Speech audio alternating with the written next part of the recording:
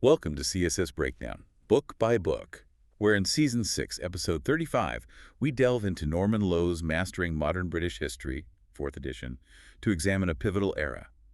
Did Margaret Thatcher truly forge a new Britain, or was her indelible mark, well, maybe more complex than history often remembers?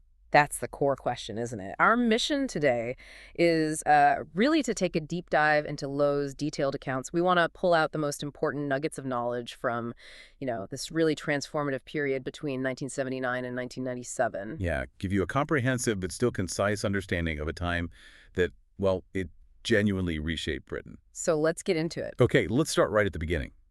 The foundations of what we now call Thatcherism, that first term, 1979 to 83.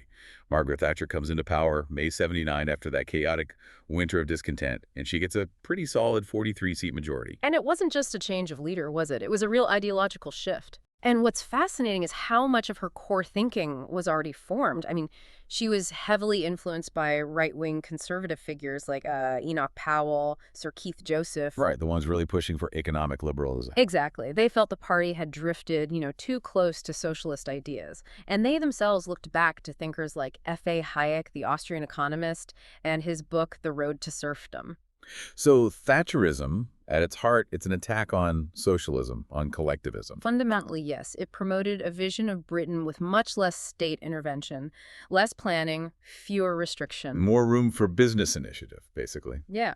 And the government, in this view, wasn't responsible for keeping everyone employed. It was almost a callback to what they framed as Victorian values, a kind of laissez-faire approach. I mean, if the state isn't guaranteeing jobs, what is its role then?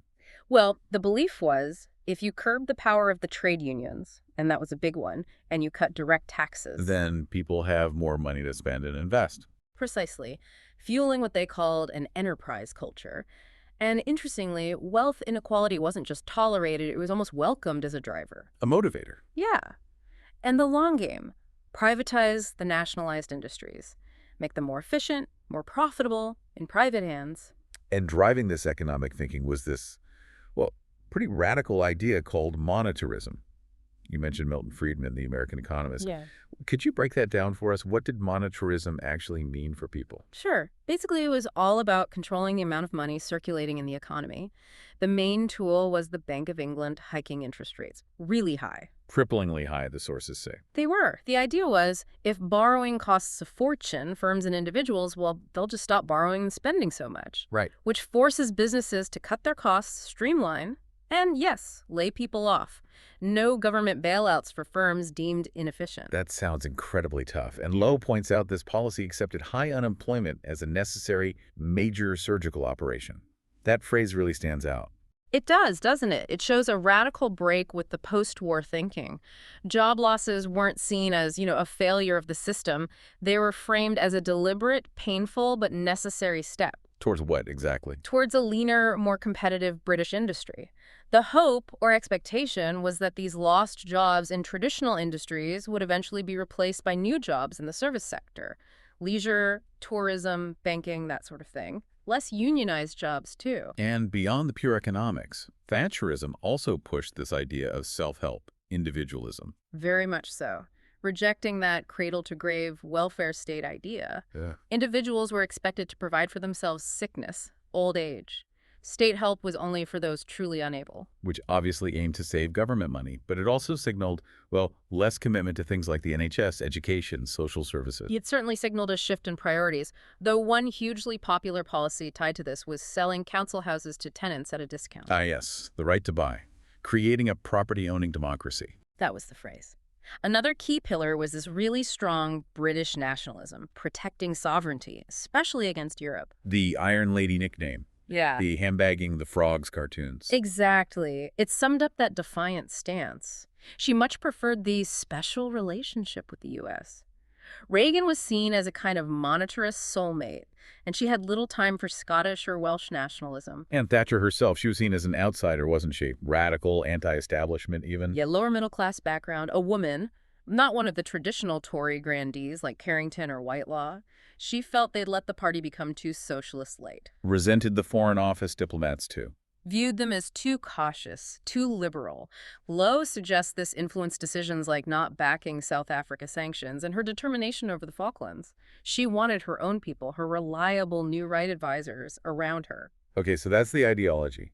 How did it play out in that first term, 79 to 83? Well, her chancellor, Geoffrey Howe, didn't hang about. The first budget, June 79, income tax cut, but VAT went up sharply from 8% to 15%. Cash limits on public spending. And those interest rates? Minimum lending rate hit a staggering 17% in 1980. Wow. So did it work? Inflation. It was bumpy. Inflation actually shot up first, hit 22% in May 1980, but then it did come down quite dramatically to 4.5% by 1983. But the side effects sound brutal. They were. Britain plunged into its worst depression for 50 years. The strong pound, partly due to North Sea oil but also high interest rates, hammered exports. A global recession didn't help. And businesses. Hundreds went bankrupt. Lowe cites that about a quarter of British manufacturing capacity was lost by 82. Real deindustrialization. The massive human cost, presumably. Huge. Unemployment just soared. 1.4 million when she came in, up to 2.8 million by 81, then 3.3 million in 82. The North, Wales, Scotland hit hardest. You saw riots in places like Brixton, Toxteth, Moss Side in 81. Yet, despite all this, Thatcher's famous line, "You turn if you want to, the lady's not for turning." Absolutely defiant. October 1980. She even started removing the so-called wits, the critics in her cabinet, people like Sir Ian Gilmore, replacing them with staunch Thatcherites like Cecil Parkinson, Norman Tebbit. Michael Heseltine was voicing concerns too, wasn't he? He was, yeah. Starting to be seen as a potential rival. Then, April 1982, everything changes. Argentina invades the Falkland Islands. Seen by some as a result of British decline, perceived weakness. Possibly. Things like withdrawing HMS Endurance. But Thatcher's response was immediate and decisive. Against some advice, she sent a task force 7,000 miles. A huge gamble. It was. And costly. 254 British lives, 750 Argentinian, 1.6 billion. The sinking of the Belgrano remains hugely controversial. But the victory Caused this massive outburst of patriotism. A sensational turnaround in the government's popularity. The Falklands factor. It just swept away a lot of the economic criticism. For a while, at least. which leads us straight into the 1983 general election. Right. Over 3 million unemployed, yet the Conservatives win a landslide. A 144-seat majority. So it's all down to the Falklands. Lowe argues it was crucial, but not the only factor. Inflation was down, remember. They'd passed employment acts in 80 and 82 curbing union power, which was popular with many. Live labor. Labor's manifesto was very left-wing, famously called the longest suicide note in history. That really hurt them. Plus, you had the new Liberal SDP alliance. Formed by the Gang of Four who split from Labor. Yes. In March 81, they took nearly 8 million votes in 83. Didn't win many seats, but split the anti-conservative vote. Highlighting the first-past-the-post system, really. Yeah. Conservatives won big without necessarily a huge increase in their vote share. Exactly. Which brings us to Thatcher's second term, 83 to 87, often called the high noon of Thatcherism, but also maybe where the seeds of her downfall were sown. With that huge majority, she must have felt pretty unstoppable. She reshuffled the cabinet again, brought in even more loyalists, and really went full steam ahead with the new right policies. Okay, so what were the big controversial achievements of this period? Privatization really took off, didn't it? It certainly did. The argument was all about efficiency, customer focus, widening share ownership, and let's be honest, it brought in a lot of money for the Treasury. Billions a year. Which companies went? Big names. British Aerospace, BP, British Telecom, British Gas. 14 major companies by early 87. But heavily criticized. Oh, bitterly. By Labour, obviously, but even some Tories. Harold Macmillan, Lord Stockton, by then gave that famous speech calling it selling off the family silver. And the unions. The fight wasn't over. Far from it. More legislation, compulsory strike ballots. But the defining battle was the miners' strike. March 84 to March 85. Against pit closures. Yeah, the National Coal Board announced plans to close 21 pits, 20,000 job losses. Arthur Scargill, the NUM leader, called a strike. And Thatcher's reaction. She famously labeled the miners the enemy within. No compromise. The government was prepared. This time they'd built up coal stocks, planned imports. And Scargill made mistakes. Crucially, he didn't hold a national ballot, which divided the union. After a bitter year, the miners were defeated. Many saw it as Thatcher getting revenge for the miners, bringing down Ted Heath's government back in '74. Another blow to union power came with Rupert Murdoch at Wapping, right? Yes, sacking 5,500 print workers in '86. That was another landmark defeat for the unions. What else characterized this second term? Law and order. Definitely a focus. Using police, even the army, against peace campaigners at Greenham Common. Clashes with the BBC over alleged bias, raids, seizing film. Controlling local government spending, too. Yeah, rate capping, high-spending labor councils. And then abolishing the Greater London Council, the GLC, and 6 other metropolitan councils. Norman Tebbit basically admitted it was to get rid of labor-dominated, high-spending bodies. Foreign policy highlights. The Anglo-Irish Agreement in November '85, trying to find a way forward in Northern Ireland. A tough line on terrorism supporting the U.S. bombing of Libya from UK bases in '86 was controversial internationally. Right, because of civilian deaths. Yes. And the agreement to hand Hong Kong back to China in 1997 was finalized then, too. But you said storm clouds were gathering? Despite the election win. Yes. Unemployment stayed stubbornly high, over 3 million. That two nations picture became starker.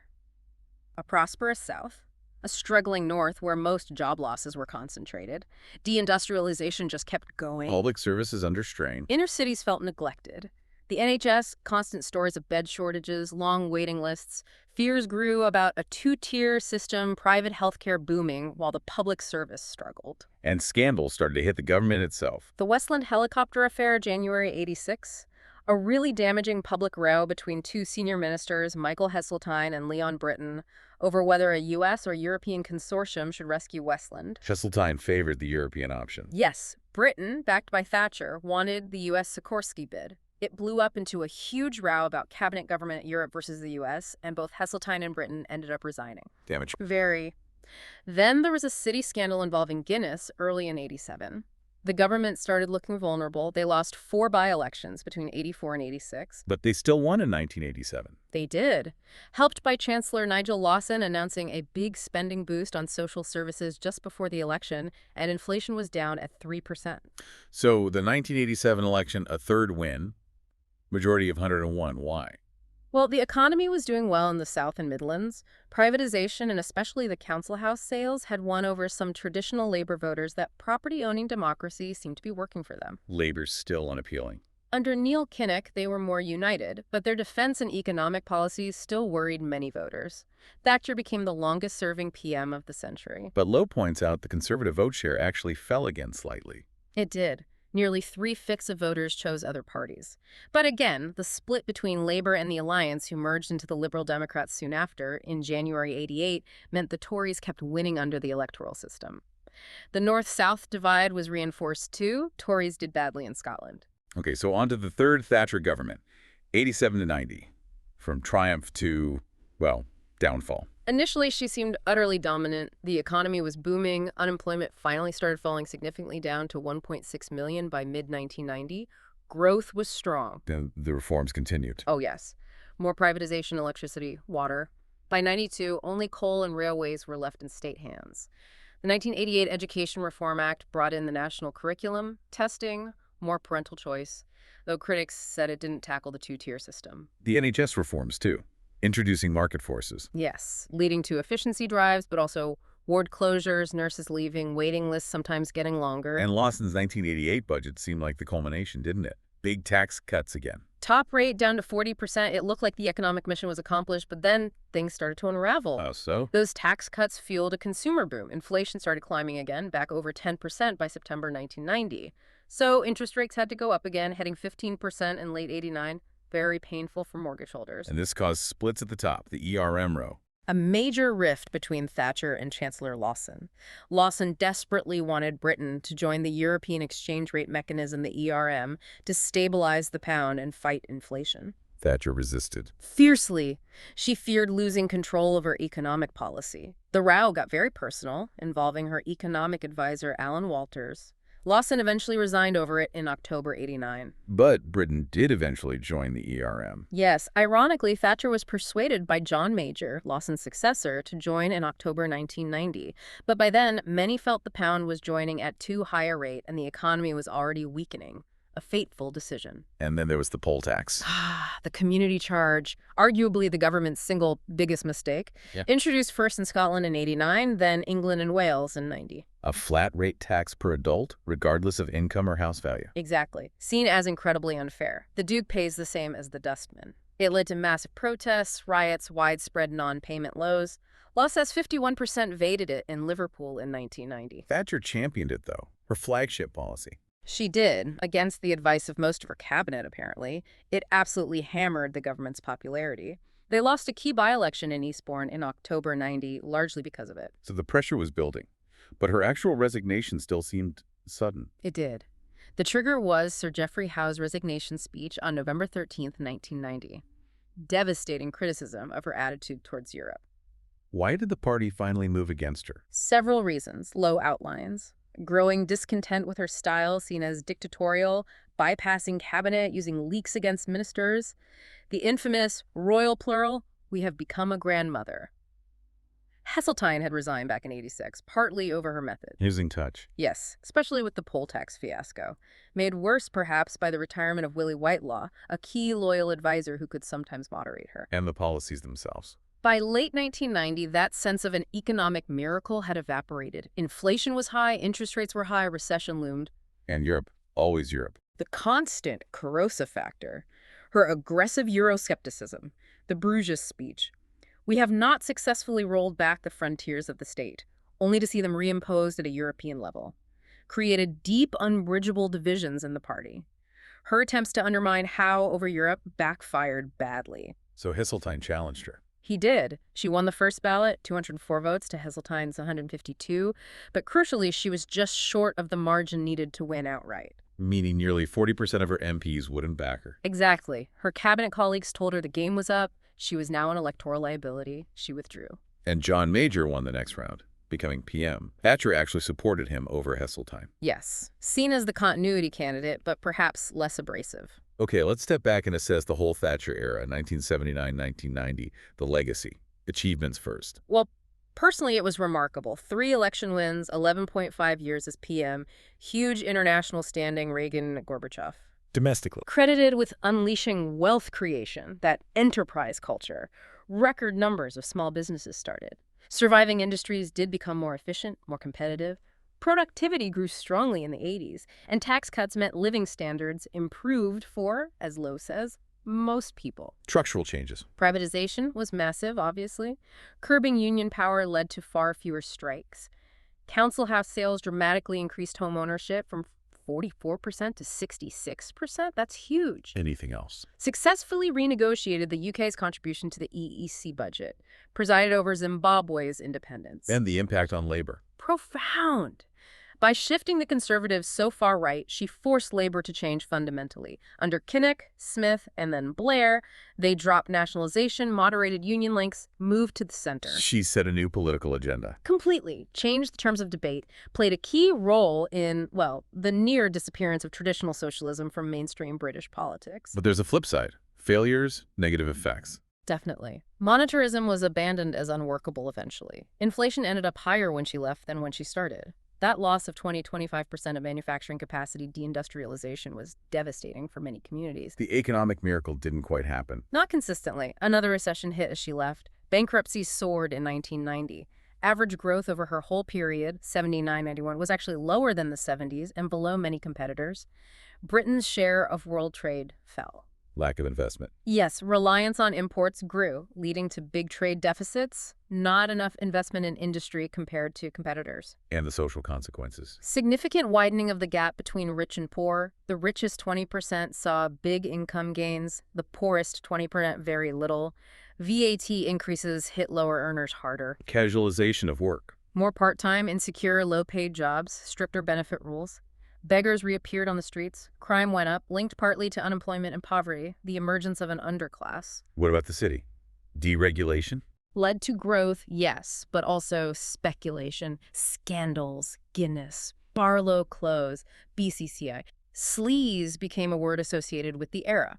The paradox, as one biographer noted, of a puritanical leader presiding over intense materialism. In short-termism. Critics argued the city focused on quick profits and high dividends, not long-term R&D investment, unlike Germany or Japan, which ironically led to more reliance on foreign investment to build new industries, despite the government's obsession with national sovereignty regarding Europe. Foreign policy downsides. Relations with European partners, especially Germany, hit rock bottom.